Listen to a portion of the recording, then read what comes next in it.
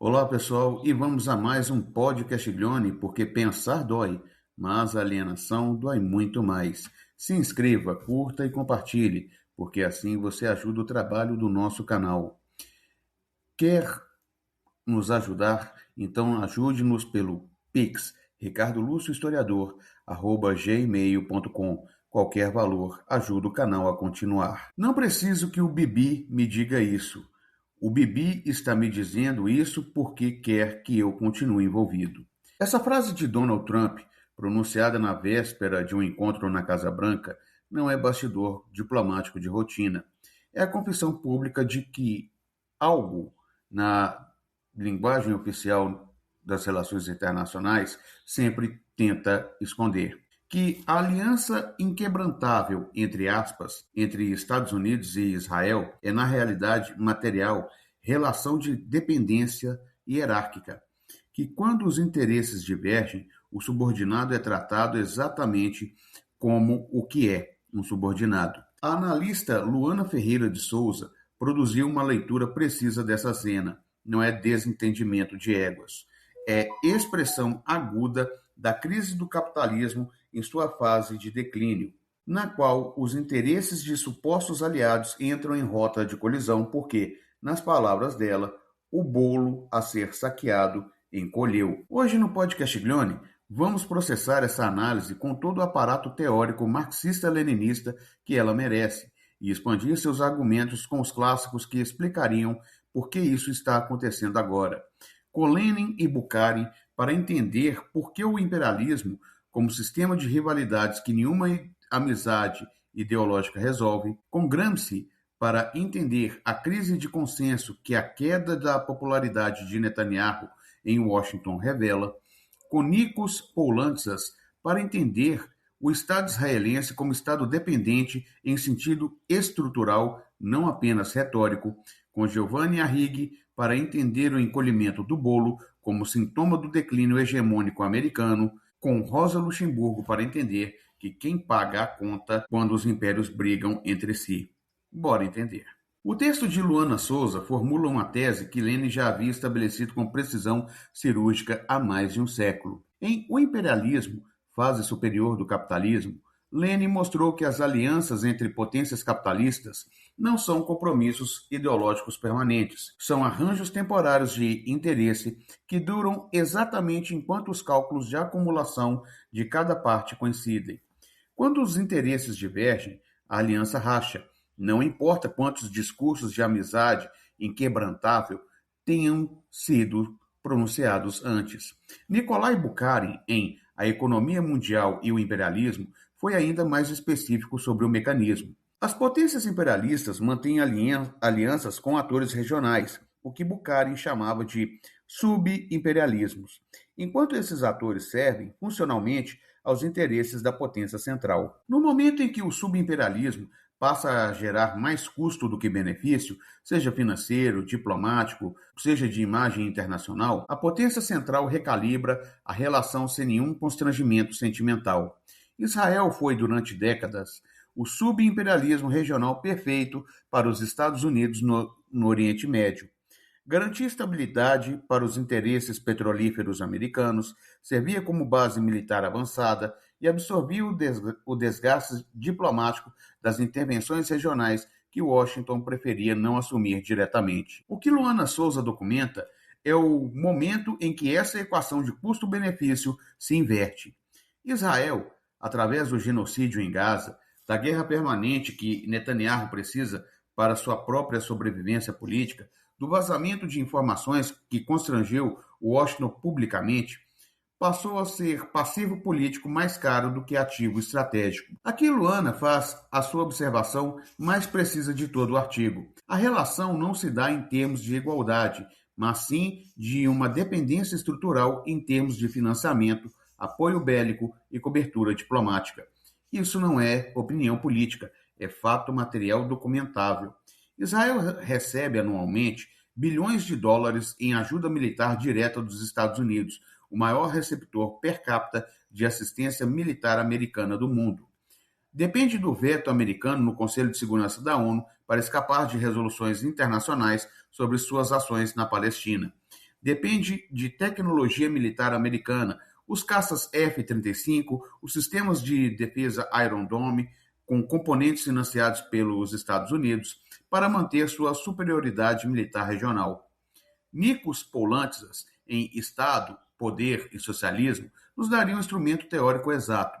Israel não é o Estado soberano no sentido pleno do termo. É o que Poulantzas chamaria de Estado dependente estruturalmente integrado ao projeto imperial americano, cuja margem de autonomia existe apenas dentro dos limites que Washington tolera. Quando Trump diz não preciso que o Bibi me diga isso, ele está exercendo essa hierarquia estrutural que sempre existiu, mas que o protocolo diplomático normalmente disfarça com linguagem de parceria estratégica e valores compartilhados. A crise atual não criou a dependência, ela apenas tornou visível o que sempre foi verdade. Luana Souza identifica um dado crucial: a erosão da imagem pública de Netanyahu nos Estados Unidos. Índices de aprovação em queda, ceticismo crescente entre os próprios assessores da administração americana. Gramsci, nos Cadernos do Cárcere, nos daria a chave teórica para entender por que isso importa tanto para os cálculos econômicos diretos. A hegemonia não se sustenta apenas por força e cálculo material. Precisa de consenso que legitime a dominação perante múltiplos públicos. A opinião pública doméstica americana, a comunidade internacional, os próprios setores do establishment de política externa. Quando Netanyahu torna-se passivo de legitimidade, quando sustentar publicamente sua guerra custa capital político real a Trump perante o eleitorado americano, perante os aliados europeus, perante o próprio Partido Republicano dividido sobre o tema, o cálculo muda.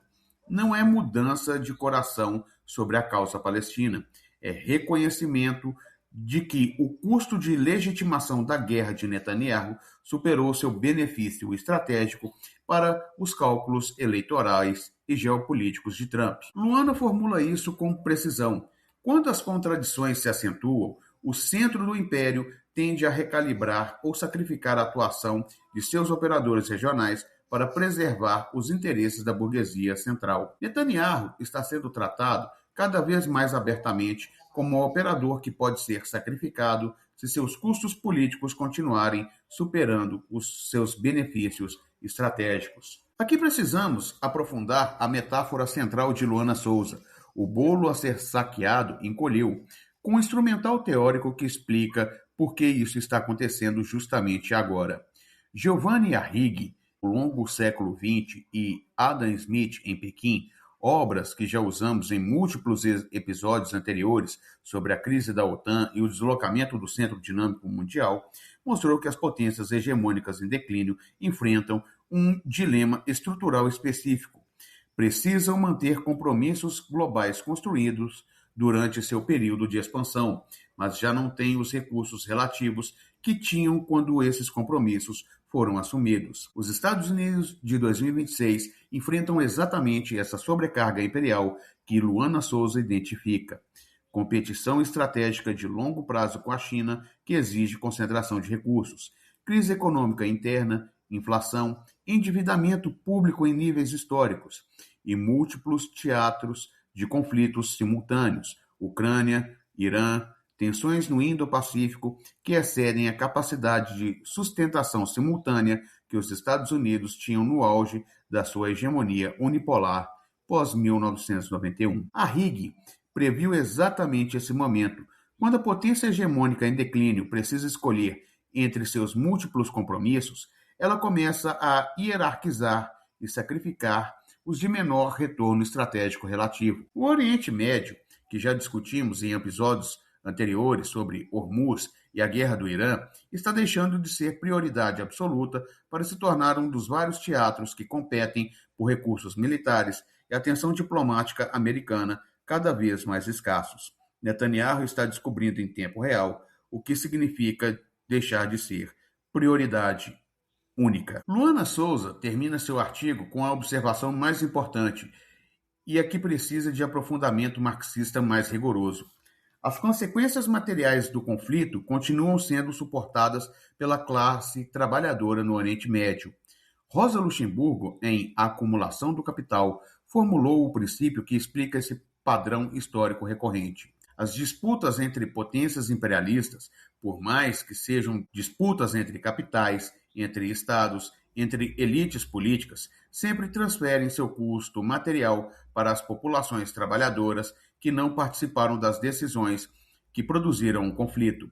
Os palestinos em Gaza não decidiram a rivalidade entre Trump e Netanyahu, não decidiram a guerra contra o Irã, mas não decidiram o cálculo eleitoral americano nem a crise de sobrevivência política israelense. Mas são eles, junto com trabalhadores libaneses, sírios, iemenitas, iranianos, que pagam com seus corpos, suas casas, suas vidas, a conta de uma disputa entre elites que discutem, nas palavras de Luana, quem exercerá o controle dos espólios e quem arcará com a conta da guerra. Aquele Mbembe em necropolítica, que já usamos em episódios anteriores sobre a guerra no Oriente Médio, completaria.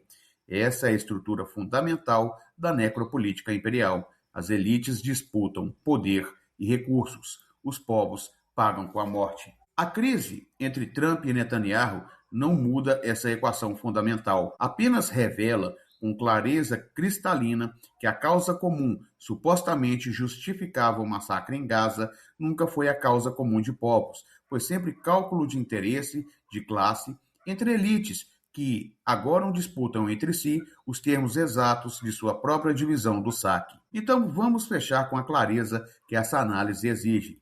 Lenin nos mostrou que as alianças imperialistas são arranjos temporários de interesse, não compromissos ideológicos permanentes.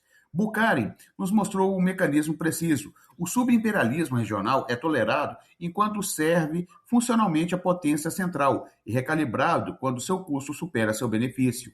Paul Lantzas nos mostrou que Israel é Estado estruturalmente dependente, cuja margem de autonomia sempre existiu apenas dentro dos limites que Washington tolerava. Gramsci nos mostrou que a crise de consenso em torno de Netanyahu e sua queda de popularidade, o ceticismo crescente em Washington, é tão decisiva quanto os cálculos econômicos diretos. Arrighi nos mostrou que o encolhimento do bolo é sintoma estrutural do declínio hegemônico americano diante da competição chinesa e da sobrecarga de múltiplos teatros de conflito simultâneos. Rosa Luxemburgo e Mbembe nos mostraram que quem sempre paga a conta final não são as elites que disputam entre si, mas os trabalhadores e os povos que nunca participaram das decisões que produziram a guerra.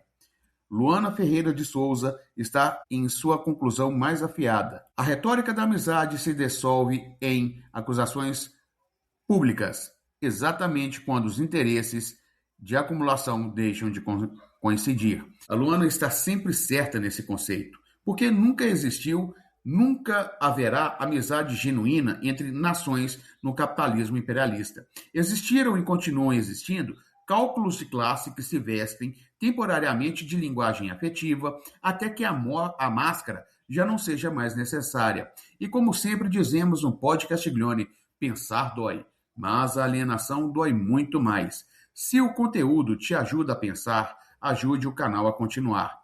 Pix, ricardoluciohistoriador@gmail.com. Se inscreva, curta e compartilhe, porque assim você ajuda o trabalho do nosso canal. Até o próximo podcast Castiglione.